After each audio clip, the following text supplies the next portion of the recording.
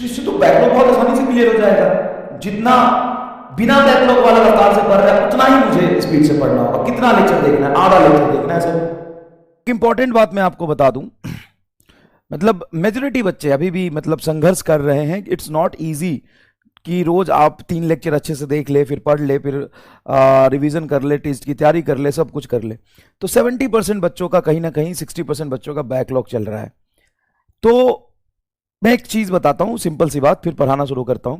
ये जो बैकलॉग वाली बात है ना, इसमें जेन्युइन बच्चे मैं मान लेता हूं कि एडमिशन लेट लिया होगा, काउंसलिंग की कराई होगी, कुछ उम्मीदें रहा होगा। बड़ी सिंपल सी बात है बैकलॉग का, बड़ा सिंपल सा बात है, सुन बताता हूं। बड़ा सिंपल सा बात है कि मान लो 10 लेक्चर का बैकलॉग है,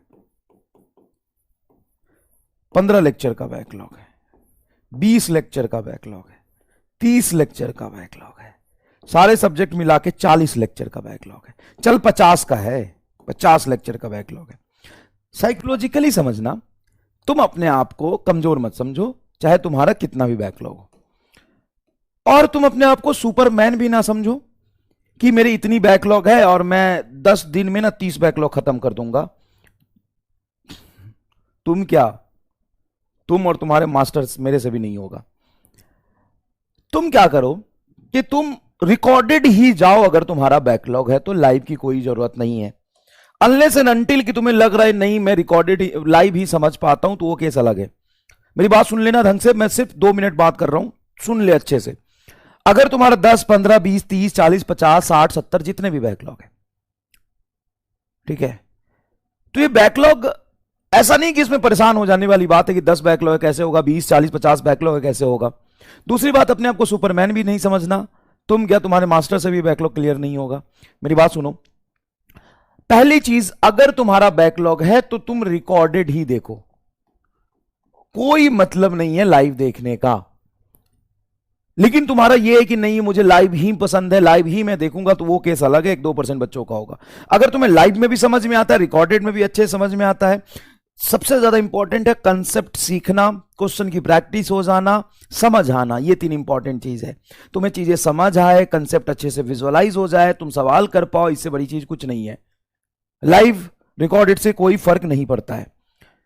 तो आप रिकॉर्डेड लेक्चर ही देखें, लाइव ना देखें। दूसरी बात, आप शेड्यूल को कुछ ऐसे बनाएं कि बैकलॉग 1 महीने में नहीं, 2 महीने में नहीं, 3 महीने में नहीं, पूरे आने वाले 5 या 6 महीने में बैकलॉग कवर करने का प्लान बनाएं।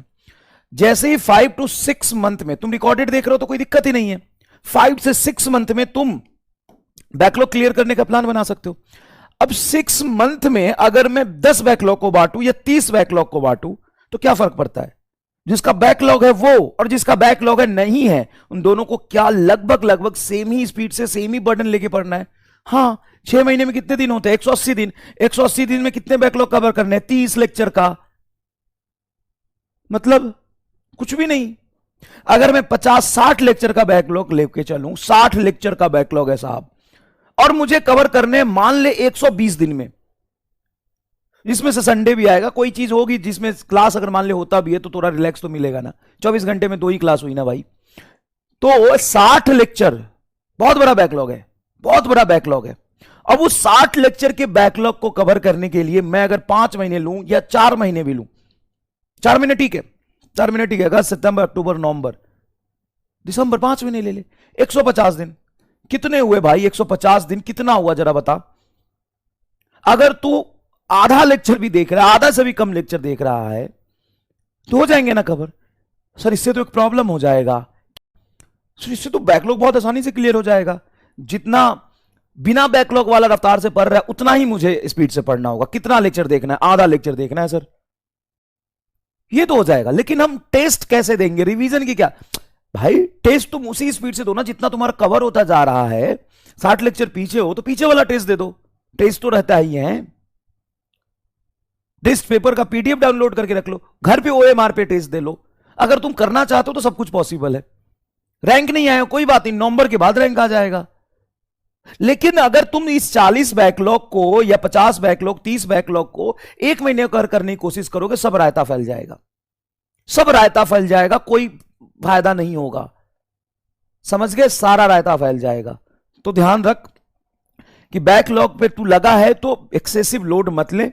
बैकलॉग को एक टाइम इंटरवल में बांट दे, जिससे तुम्हें सफिशिएंट टाइम मिले, लेकिन डिसिप्लिन से उसको धीरे धीरे कवर कर लो।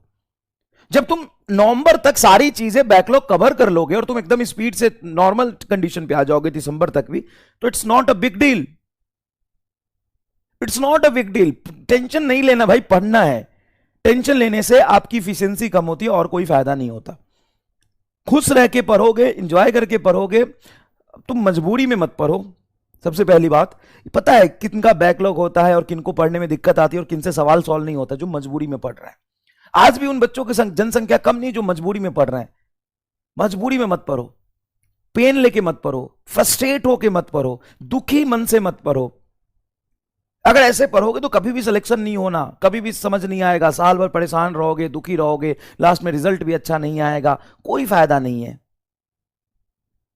अगर तुमने चूज कर लिया है कि मुझे ड्रॉप लेना है और मुझे डॉक्टर बनना ही है, तो पहले तो सोच ले, अभी भी समय है। 2-3 महीने में कोई दिक्कत नहीं होता। साल भर खराब करने से ज्यादा अच्छा है कि 3 महीने में तुमको अकल आ जाए और तू ये सोच ले कि सच में मुश्किल काम है यार, इस रास्ते पे नहीं चलना। समझ गया? नहीं तो अगर चल रहा है तो अच्छे से चल रहा है तो अच्छे से चलो, और तुम